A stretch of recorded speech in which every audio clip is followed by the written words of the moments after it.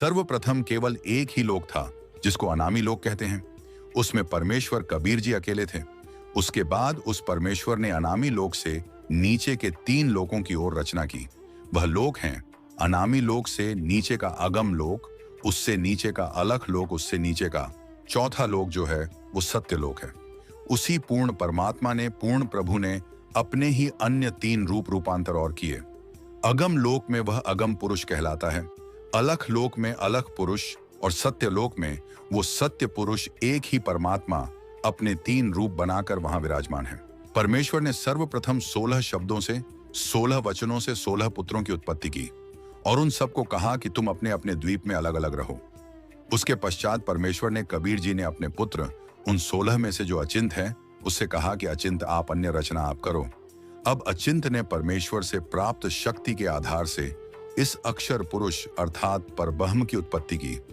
अक्षर पुरुष स्नान करने के लिए उस मानसरोवर में चला गया जो परमात्मा ने ही उन सब द्वीपों के साथ ही रचना की थी।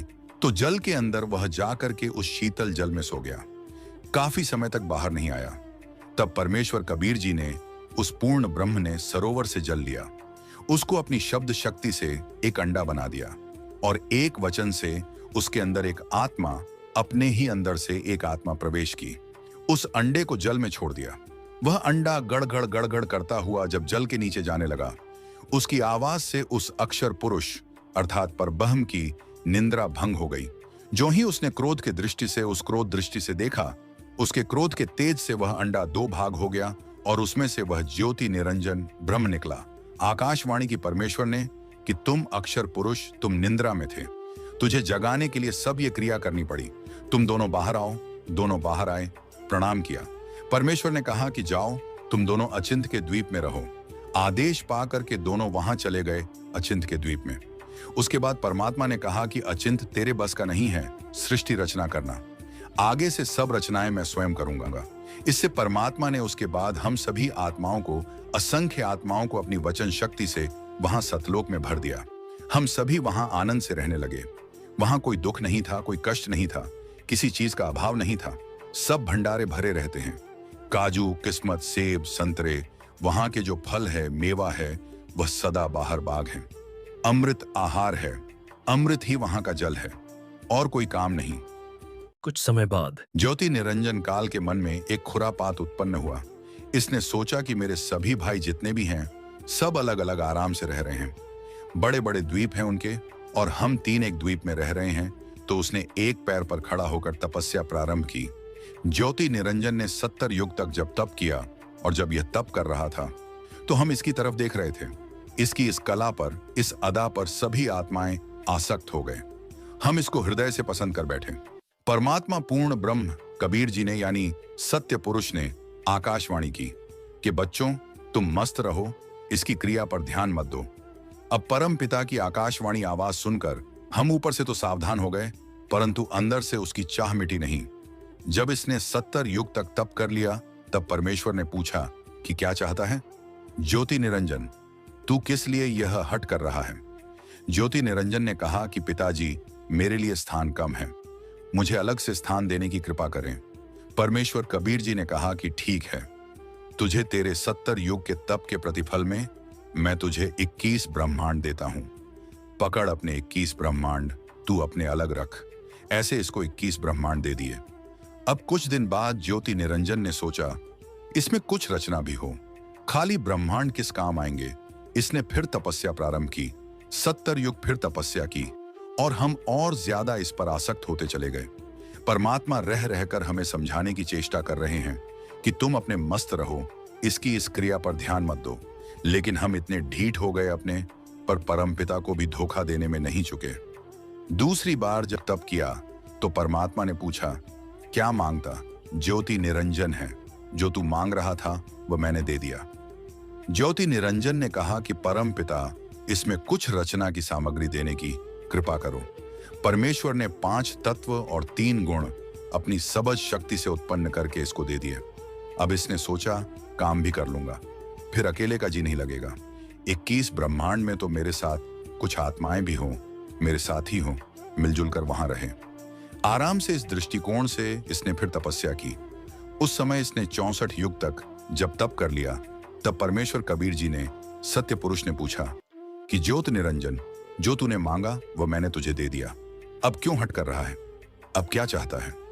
तू तो ज्योति निरंजन ने कहा कि पिताजी मुझे कुछ आत्माएं दे दो, मेरा अकेले का दिल नहीं लग रहा। परमेश्वर ने कहा कि बात सुन ले ज्योति निरंजन, यह सभी आत्माएं मेरे बच्चे हैं, मेरा अंश है, मेरी आत्माएं नहीं दे सकता किसी कीमत पर भी, तेरी किसी क्रिया पर और किसी भी तप से जब से मैं यह नहीं दूंगा, मैं नहीं दे सकता, यह मेरी आत्मा है। उस अंतर्यामी परमात्मा को सब पता था। परमेश्वर ने कहा, मेरी एक शर्त पर मैं तेरे साथ अपनी इन आत्माओं को भेज सकता हूं। यदि कोई सब इच्छा से तेरे साथ जाना चाहते हो तो चले जाएंगे, फिर मैं उनको आज्ञा दे दूंगा। ज्योति निरंजन हमारे पास आया तो हम सभी उसके चारों तरफ घूम गए। उसने कहा कि ऐसा है, मैंने पिताजी से 21 ब्रह्मांड लिए हैं और उसमें रचना करने की सामग्री भी ली है। आप मेरे साथ चलोगे, वहां स्वर्ग बनाऊंगा, महास्वर्ग बनाऊंगा, सब मिलकर वहां पर खुशी से रहेंगे। तो हमने कहा कि हम तैयार हैं, यदि पिताजी आज्ञा दे दे तो हम आपके साथ चल पड़ेंगे। ज्योति निरंजन ने परम पिता से जाकर कहा कि पिताजी कुछ आत्माएं सब इच्छा से मेरे साथ जाने के लिए सहमत है।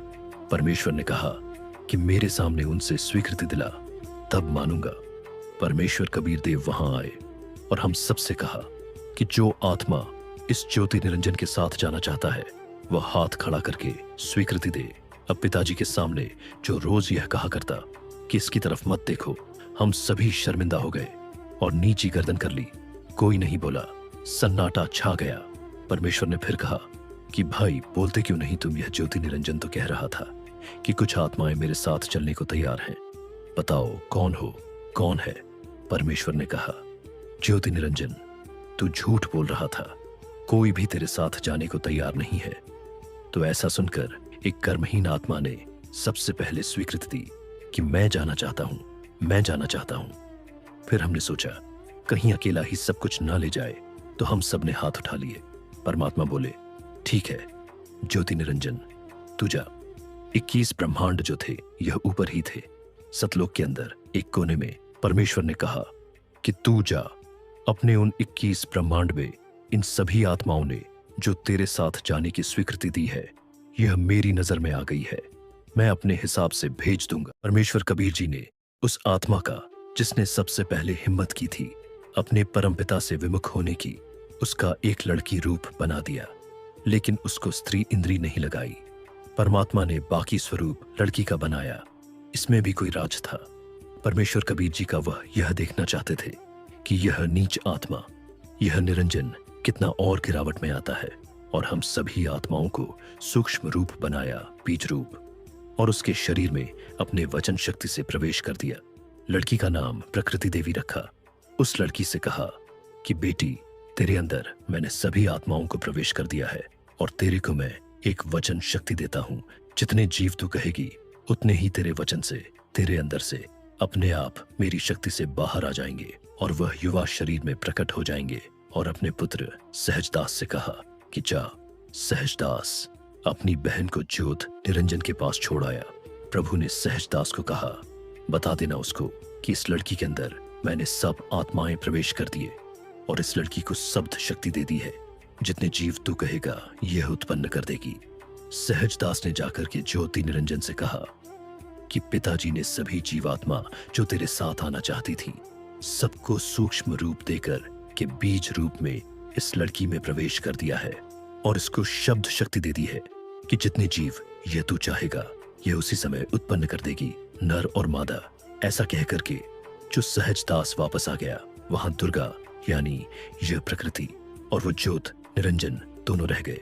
अब युवा होने के कारण लड़की का रंग रूप निखरा हुआ था, तो उस युवा लड़की को देखकर ज्योति निरंजन के अंदर यह काम वासना का अंकुर फूट गया।